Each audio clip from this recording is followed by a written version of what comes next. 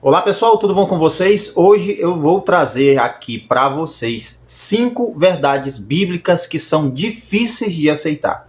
E eu tenho certeza que você já leu diversas dessas verdades, você já ouviu várias vezes alguém falar sobre elas. Por exemplo, tá? A Bíblia tem relatos de gigantes, de Néfilins, que até hoje divide opiniões. Mas não é sobre essas passagens difíceis de aceitar que eu vou falar hoje. Então, fica aí comigo, se inscreve, deixa o seu like, comenta, compartilha, ativa as notificações e vamos lá para este top 5 passagens bíblicas, realidades bíblicas, 5 verdades bíblicas que são difíceis de aceitar. Número 1, Trindade. Para começar o nosso top 5, eu tenho que trazer Trindade. Esse é um dos assuntos mais complicados de explicar e que divide opiniões por séculos. O nome Trindade não está na Escritura. Você não vai encontrar um versículo falando Trindade. Mas quando nós analisamos a Escritura, é apresentado a pessoa de Jesus Cristo, a pessoa de Deus e a pessoa do Espírito Santo. Isso em particular, se você ler a carta de Paulo aos Efésios, você vai encontrar isso lá bem assim claro, quer dizer, não tão claro porque ainda continua dividindo opiniões, não é? Mas, embora a Trindade não esteja na Bíblia, uma análise de passagens abordando e falando sobre Deus Pai, sobre Jesus e sobre o Espírito Santo, dão a entender que realmente a Trindade é uma realidade. Número 2, a dupla natureza de Jesus. Lembrando que neste top 5 eu não vou abordar de forma profunda estas verdades, apenas mencioná-las, e aí você pode até investigar e estudar por conta própria. Mas a dupla natureza de Jesus também é uma dessas realidades bíblicas que não é fácil de compreender, tá? Pelo menos não como a gente pensa.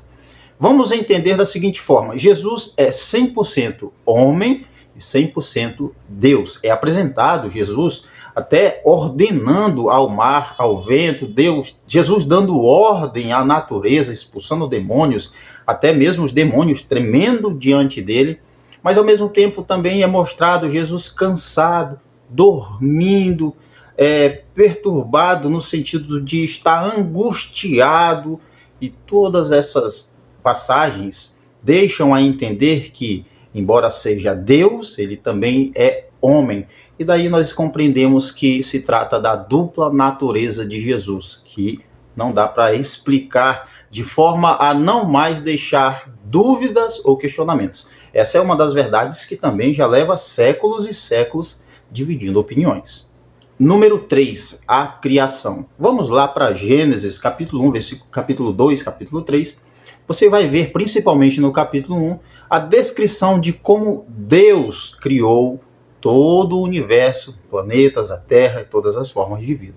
Essa também é uma das verdades que são discutidas, debatidas, e todas essas verdades, elas são discutidas não só por pessoas fora do cristianismo, mas também dentro do cristianismo divide opiniões. Então, eu estou trazendo para você, você pode estudar aí por conta própria para poder se aprofundar sobre elas. Mas a criação, Gênesis traz um relato de como Deus teria criado tudo. E lá no princípio, na verdade, não havia princípio, não havia tempo, não havia nada, não havia espaço. E tudo que conhecemos como tempo, como matéria e como espaço, foi criado por Deus através do poder da sua palavra. Número 4, esse aqui também é difícil de ser aceito. Não existe livre-arbítrio. Calma, antes de você dizer que eu sou um herege, que eu estou blasfemando, vamos primeiro entender o livre-arbítrio.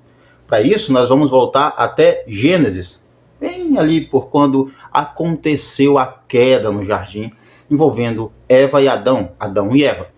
Vamos lá. O livre-arbítrio, ele é a capacidade de uma pessoa agir contrária à sua natureza. No caso de Adão e Eva, foi isso que aconteceu. Eles agiram contrário à natureza deles, pois eram santos, foram criados em um estado perfeito, e ainda assim, eles foram tentados de fora para dentro, e eles tiveram ou tinham a capacidade de agir contrário à sua natureza santa, não é? Vamos colocar dessa forma.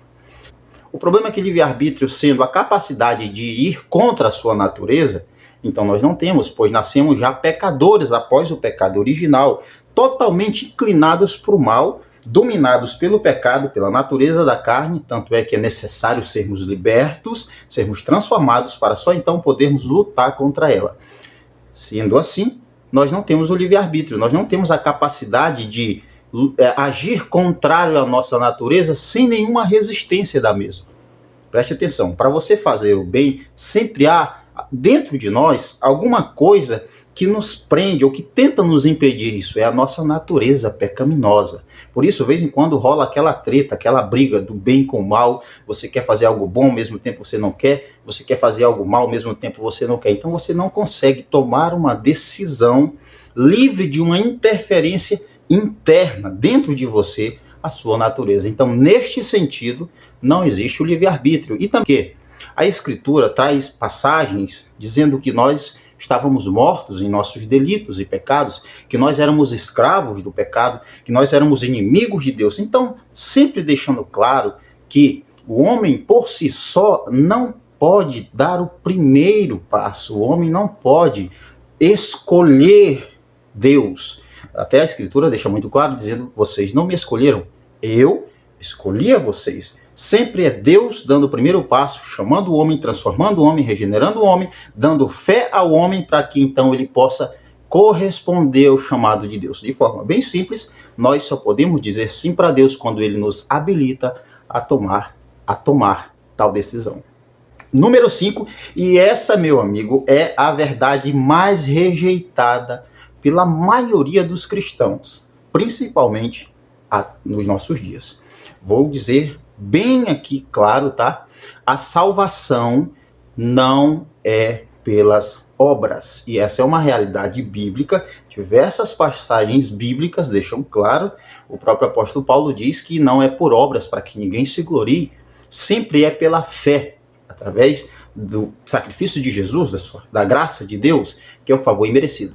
Mas ainda assim, muitos irmãos insistem em agir, em viver como se eles estivessem pagando pela salvação, como se eles estivessem pagando para ir ao céu, como se tudo o que fizessem de bom dessem a eles o direito de serem salvos. A realidade bíblica, que é dificílima de ser aceita, é que a salvação não é pelas obras. Significa que não há absolutamente nada que você e eu possamos fazer para sermos salvos, não por nosso próprio mérito, não pelo que fazemos, mas a salvação é pelo sacrifício de Jesus. Então diz aí para mim se você já conhecia essas 5 realidades, se você discorda, se você concorda, pode até comentar uma outra realidade que eu não citei aqui, que eu posso trazer em um outro vídeo, tá bom? Muito obrigado, como eu disse, aqui este top 5 não tem o objetivo de aprofundar nesses pontos, mas simplesmente apresentá-los até para que você possa pesquisar e possa estudar com a sua Bíblia cada um desses assuntos. Um abraço, até o próximo vídeo.